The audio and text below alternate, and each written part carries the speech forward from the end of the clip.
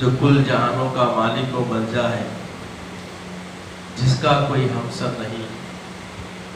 میں گواہی دیتا ہوں کہ نہیں ہے کوئی معبود برحق لائق عبادت سوائے اللہ تعالیٰ کی ذات کے،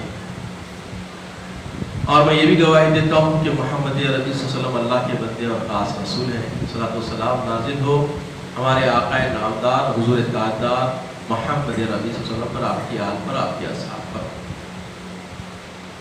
بزرگان دین برادران اسلام، زندگی کے شروع ہونے سے ختم ہونے تک کوئی بھی زاویہ، کوئی بھی شعبہ، کوئی بھی معاملہ، کوئی بھی امر امور، ہر ایک ہی امر ربانی کے تحت ہوا کرتا ہے۔ چاہے آپ کی مادی زندگی ہو، عائلی زندگی ہو، سیاسی زندگی ہو، معاشی زندگی ہو، کسی بھی شعبہ جات میں آپ چاہتے ہیں کہ پروردگار عالم کی طرف سے کوئی حمایت، کوئی نہج، کوئی طریقہ تم کو میسر ہو جائے، مل جائے، یہ طلب تمہاری ایک ہی امر ربانی سے پوری ہوتی ہے، اور وہ وما اتاکم رسول فخذوا وما نہاکم عنہ فانتہوا۔ میرا محبوب جس بات کا حکم دے جو کا منہ بجا لاؤ، جس سے منع کر دے اس سے باز آ جاؤ۔ اب یہ جو حکم ربانی ہے، جس کو لے کے آپ اب چلیں گے زندگی، تو دیکھیے، غور کریے کہ ہر معاملے میں آپ کے یہ اللہ کے فرمان کی پیروی لازم ہے نہیں ہے۔ آپ سیاست کرنا چاہتے ہیں، سیاست کیجئے، مگر اللہ کے رسول صلی اللہ علیہ وسلم کی حیات طیبہ میں اللہ کے رسول نے سیاست داں کے لیے جو کرنے کا حکم دیا وہ کرنا ہے، جو چال بازیاں نہ کرنے کا حکم دیا اس سے اس کو ڈھونڈنا ہے۔ ایسے ہی اگر کوئی بادشاہ وقت ہے تو بادشاہت میں اس کو کیا کرنا ہے؟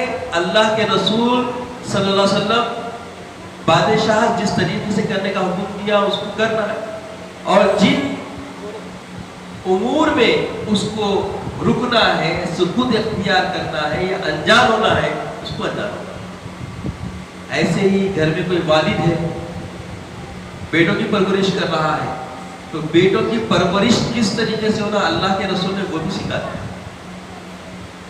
اللہ کے رسول نے وہ بھی سکھا دیا، اور فرما دیا کہ دیکھو اپنی اولاد کو 3 باتوں کا علم دینا یہ اولین والدین کی ذمہ داری ہے،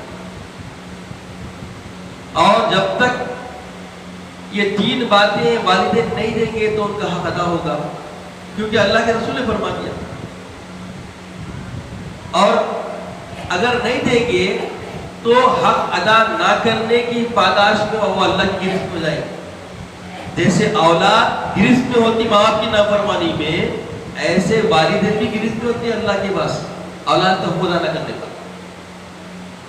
آج جو والد بن گئے ان کا تصور یہی ہے کہ بچہ فرما بردار ہو، ان کو یہ بھی سوچنا چاہیے کہ ہم حق ادا کریں نہیں کرے تو اس کے لیے کیا کرنا چاہیے، اس کا بھی حل ہونا چاہیے۔ آج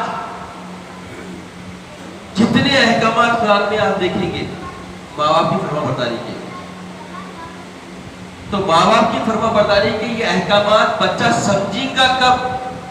آپ بیسیکلی بنیادی طور پر، اساسی طور پر وہ دے دیں گے جو اللہ کے رسول دینے کا حکم دیا۔ کیا دینا ہے؟ سب سے پہلا کام، جب بچہ کچھ بولنے آئے تو اس کو ڈیڈی ممی نے سکھائے، بلکہ کیا سکھائے؟ لا الہ الا اللہ، کلمہ طیبہ، اللہ کی وحدانیت، اللہ کی توحید، اللہ تعالیٰ کا تصور، یہ بالکل اساسیت ہے ایمان۔ کیونکہ ہر جو پیدا ہونے والا دنیا میں بچہ ہوتا ہے وہ کیا ہوتا ہے؟ مومن پیدا ہوتا ہے، کیونکہ یہ بھی کون دیے؟ محمد رسول اللہ صلی اللہ علیہ وسلم فرمائے کہ ہر پیدا ہونے والا، چاہے وہ مشرک کے گھر میں ہو، یہودی کے گھر میں ہو، نصرانی کے گھر میں ہو، فطرت اس کی کیا ہے؟ اسلامی، ایمانی ہے۔ اب اس کے ماں باپ اس کو کیا کرتے ہیں؟ ماحول سے بولیے یہودی بنا لیتے ہیں، نصرانی بنا لیتے ہیں، کچھ بنا لیتے ہیں، ہم مسلمان نہیں بنیں گے۔ غور کریے ذرا، عمومی تو طریقہ ہے، عمومی جو خاکہ ہے، آقا نے فرما دیا کہ ہر پیدا ہونے والا انسان کا بچہ جو ہوتا ہے وہ کیا ہوتا ہے؟ فطرتاً ایمانی اسلامی ہوتا ہے۔ اس کے ماں باپ اس کو یہودی نصرانی بنا لیتے ہیں۔ اب مسلمان کے گھر میں بچہ پیدا ہوا تو وہ کیا ہوا؟ اور اولا مسلمان ہوا تو اس کو اسلامی رول آنا چاہیے نا۔ اور عصر حاضر میں ترقی پسند نظریات رکھنے والے لوگ کیا کر رہے ہیں؟ اب وہ اسلامی جب ہے بچہ پیدا ہوا تو اس کو کیا دینا والے؟ اللہ کے رسول سب سے پہلا کام کیا کرنا ہے؟ حب اللہ، اللہ کی محبت، تعلیم توحید، اللہ کی وحدت کی تعلیم دینا ہے۔ لا الہ الا اللہ، لا الہ الا اللہ۔ بچہ رویا بل کا تو اس کو بہلانے کے لیے کلمہ طیبہ ذکر ہوا کرتا تھا زبان کا۔ ایسا ہے؟ حالات بدل رہے ہیں، زمانہ جھکا تو، مگر لوگ بدلنے سے حالات بدل رہے ہیں۔ تو یہ حالات بدلنا ہمارا مزاج نہیں، تو سب سے پہلا کام توحید کے علمبردار بنانا، اور پھر دوسرا حق کیا ہے؟ رسول کی محبت ان کے دل میں ڈالنا۔ اس کے لیے محمد الرسول اللہ، اب اس کے تحت رسول اللہ علیہ وسلم کے واقعات، رسول اللہ کی حکایات، رسول اللہ علیہ وسلم کا بچپن، رسول اللہ علیہ وسلم کے غزوات، رسول اللہ علیہ وسلم کے ہر وہ اخلاقیات بچے کے سامنے کیا کرنا ہے؟ بیان کرنا، تاکہ اللہ کی توحید کا علمبردار بننے کے ساتھ رسول کا معطب ہو جائے، رسول کا اکرام کرنے والا بن جائے، رسول سے سچی محبت سینے میں رکھنے والا بن جائے۔ یہ ہے وما آتاکم الرسول فخذوہ، جو رسول نے وہ لینا ہے، رسول یہ دیے، یہ کرو والے ہم سب کو کر رہے ہیں ہم۔ اب یہ دو چیزیں بہت اہم ہیں، اس کے بعد تیسری چیز اور اہم ہے، جس کے بعد آپ کو آپ کا فرما بردار بیٹا ملنے کی گارنٹی، اور یہ دو تو کرنا ہی نہیں، تیسرا تو تصور میں بھی نہیں ہے۔ اور تیسرا عمل کیا ہے؟ استاد کا ادب، استاد کا ادب سکھانا ہے۔ آج کتنے لوگ استاد کا ادب سکھا رہے ہیں؟ ذہن میں کیا بیٹھا ہوا ہے؟ انگریزی میڈیم کا تصور ہے، فیس دے رہے، ڈونیشن دے رہے، پڑھا رہے، میرے بچوں کو ہاتھ میں لگانا، میرے بچوں کو غصہ نہیں کرنا، میرے بچوں کو ڈسکریٹ نہیں کرنا، میرے بچوں کو کچھ نہیں کرنا۔ میرے بچے، تیرے بچے تیرے کو جب ملیں گے بندے جب تو بچے کو اپنے استاد کا بنائے گا۔ جیسے اللہ تعالیٰ کی وحدت کی تعلیم دینا ذمہ داری کس کی ہے؟ بولیے ماں باپ کی۔ کس کی ہے؟ بولیے ماں باپ کی۔ رسول کی محبت دینا یہ کس کی ذمہ داری ہے؟ فرمائیے ماں باپ کی۔ سمجھ رہے نا؟ استاد کا ادب سکھانا بھی ذمہ داری ہے کس کی؟ ماں باپ کی۔ اب جب یہ تین چیزیں ماں باپ کر دیں گے، اب بیٹا جب جائے گا استاد کے پاس، استاد بولے گا الجنت تحت اقدام الامہات، میں بولے گا اور لوگ سکھاتے تصور نہیں ہے، بولا غور کرے، مجھے بولے گا اماں بابا ادب سکھائے، ادب کر رہا، ادب سے سنا تو ادب سے سنی گا، اکرام اس کے سینے میں ہے، دماغ میں ہے، ادب ہے، اور اس کو سمجھے گا کہ اعتماد آ جائے گا اس کے پاس۔ کس پہ اعتماد آئے گا؟ استاد پہ۔ اور جب استاد پہ اعتماد آ گیا، بھروسہ آ گیا، اور اس کو پلٹ کے اس کا شکوہ شکایت کا ذہن نہیں، بلکہ جو بھی یہاں کاروائی ہو رہی ہے اس کی بات ماننا ہے، اس کو فالو کرنا ہے، اس کو سننا ہے، کیونکہ اس کی بات سچی ہے، کھری ہے، کیونکہ استاد ہے میرا، اکرام ہے اس کو سینے میں، فوری ایکسپٹ کر لیا۔ اب آئے تو اماں کا ادب کریں، رضا الوالدی رضا الرب، استاد سکھایا، باپ کی خوشنودی میں رب کی خوشنودی ہے، تو بچہ بولے گا ہاں استاد بولے۔ اب ابا انہوں نے کیا رہے بات، کل تک تم سلام نہیں کرتا تھا، ایسا میرے آدھے پانی نہیں پیش کرتا تھا، آج کیا بات؟ استاد بولے باپ کی خوشنودی میں رب کی خوشنودی ہے.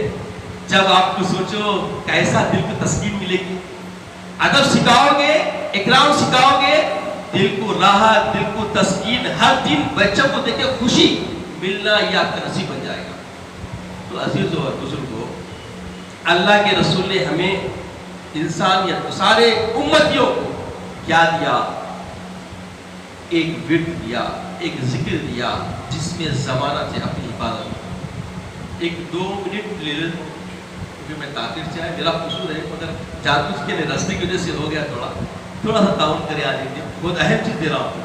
ویسے تقریباً لوگوں کو معلوم ہوگا, کچھ لوگوں کے لیے یہ ہتھیار ہے میں جو دینا چاہ رہا ہوں.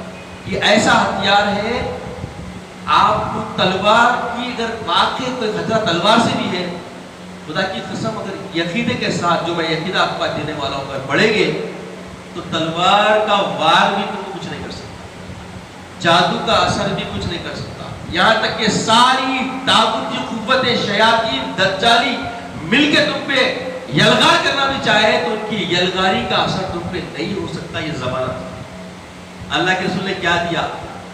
صبح جب اٹھ گئے مومنین فجر کی نماز کے لیے تیاری کرنے سے پہلے, گھر سے نکلنے سے پہلے پڑھنا ہے حسبی اللہ لا الہ الا هو علیہ توکلت وهو رب العرش العظیم. صحابہ پڑھا کرتے تھے, اس لیے صحابہ سے ڈرتے تھے زمانے کے لوگ جن کے سینوں میں طاغوتی محبتیں ہیں, جو شیطان کے پیروکار ہیں, جو دجالی فتنے میں پڑے ہوئے ہیں, جو دجال کے پیروکار ہیں. وہ سب کیا ہوتے تھے؟ ڈرتے تھے. اس کی وجہ کیا تھی؟ وجہ صرف اتنی تھی کہ یہ یقین سے پڑھتے تھے حسبی اللہ لا الہ, حسبی اللہ, اللہ کافی ہے. اللہ پہ پورا بھروسہ رہنا, یقین رہنا. تو بولے اللہ کیا ہے؟ حسبی کافی ہے, حسبی اللہ لا الہ, کوئی معبود نہیں ہے دنیا میں الا اللہ, سوائے اللہ. حسبی اللہ لا الہ, حسبی اللہ لا الہ الا هو علیہ توکلت وهو رب العرش العظیم. سوائے اس کے کہ میں اسی پر بھروسہ کرتا ہوں, اسی رب پر میں اعتماد و یقین کرتا ہوں, وہ مجھے کافی ہے, جو رب العرش العظیم, جو عرش عظیم پہ متمکن ہے, رب ہے, عرش عظیم کا جو رب ہے. یہ جو کلمات ہیں اگر آپ یقین سے پڑھ لیے, اللہ کافی ہے آپ منہ سے بول دیے, اور یہ کافی, اللہ کے کافی ہونے کا اعتماد, یقین اور یقینہ اور بھروسہ دماغ اور دل میں پورا بیٹھ گیا, اب کوئی شے حشرات الارض کی ہو یا سماوات کی ہو, زمین آسمان سے, مشرق مغرب سے, شمال جنوب سے, کسی طرح سے کوئی چیز تم پہ اٹیک نہیں کر سکتی, تم پہ اثر انداز نہیں ہو سکتی. اس کی زمانہ یہ کون دیے؟ یہ وما آتاکم الرسول سب دیے. سب آقا علیہ السلام بتا دیے کہ جو یہ پڑھ لیا انہیں کیا ہو گیا؟ محفوظ ہو گیا. ایسے ہی بسم اللہ الذی لا یضر مع اسمہ شیء فی الارض ولا فی السماء وهو السمیع العلیم. اب خلاص کوئی کام آپ شروع کرنے سے پہلے پڑھ لیے کہ میں شروع کرتا ہوں اللہ کے نام سے, بسم اللہ الذی, اس نام سے شروع کرتا ہوں جس سے کوئی نقصان, کوئی چیز نہیں پہنچ سکتی. لا یضر مع اسمہ شیء, اس کے نام سے کوئی چیز ضرر پہنچا ہی نہیں سکتی. یہ یقین ہونا پہلے, اللہ پہ اتنا اعتماد ہونا. جو لوگوں کے یقینے کمزور ہو گئے ان کو اس کا فیض نہیں مل سکتا, اور جن کے یقین اس میں خبی ہے, پورے دل کی گہرائی سے بات منہ سے کہتے ہیں کہ بسم اللہ الذی لا یضر مع اسمہ شیء فی الارض ولا فی السماء وهو السمیع العلیم. زمین کی ہو یا آسمان کی ہو, کوئی شے نقصان نہیں پہنچا سکتی. وہ سننے والا ہے اور جاننے والا ہے. اللہ جانتا ہے تم جب بول رہے ہیں تو تمہارے دل کا درد اور پوری والیت, وحدانیت اور پورا سرور, سکون اللہ کی طرف برقرار نہیں کرتا. اعتماد دل سے ہو رہا نہیں ہو رہا, اور دل سے ہو گیا زبان سے بول دیے زمانہ. اب آپ محفوظ, شام تک کوئی چیز کچھ نہیں کر سکتے. بس یہ 2 آیتیں صبح شام اگر کوئی پڑھ لیا, رات میں پڑھا تو صبح تک محفوظ, صبح پڑھا تو شام تک محفوظ. رات جو گجرات میں جو کر لی ہے, سوچ نہیں یہ 2 آیت پڑھنے والا کو کچھ نہیں کر سکتے. آپ سمجھ رہے بات کو؟ نہیں پڑھ کے سونے والے بن گئے تھے ہمارے جیسے، غفلت کی نیند سوئے، غفلوں کا کچھ نہیں ہوتا، غفلوں کو سب ملتا، جو ملا ویسا ہم کو ہی مل سکتا. تو خدا را غفلت سے بیدار ہوئیے، حالات کو سمجھیں، اللہ سے اپنا رشتہ استوار کیجئے اور اپنی اولاد کی صحیح تربیت میں جڑ جائیے. یقین مانیے اولاد کا سکون آپ کے لیے ضمانت ہے، تربیت رسول کی دی ہوئے امور پر ہونا چاہیے. اللہ تعالیٰ سے دعا ہے کہ یا الہ العالمین ہم سب کو نیک توفیق عطا فرما، نیک ہدایت عطا فرما، صالح اعمال کرنے کی توفیق عطا فرما. مولا ہمیں اپنا فرما بردار بنا، ہماری اولاد کو ہمارا فرما بردار بنا، عزت کی اسلام کی زندگی عطا فرما، خاتمہ بالخیر فرما، وقت رضا کلمہ طیبہ عطا فرما، اپنے حبیب پاک صلی اللہ علیہ وسلم کا دیدار عطا فرما. سبحان اللہ و بحمدہ، سبحان اللہ العظیم والحمدللہ. حضرات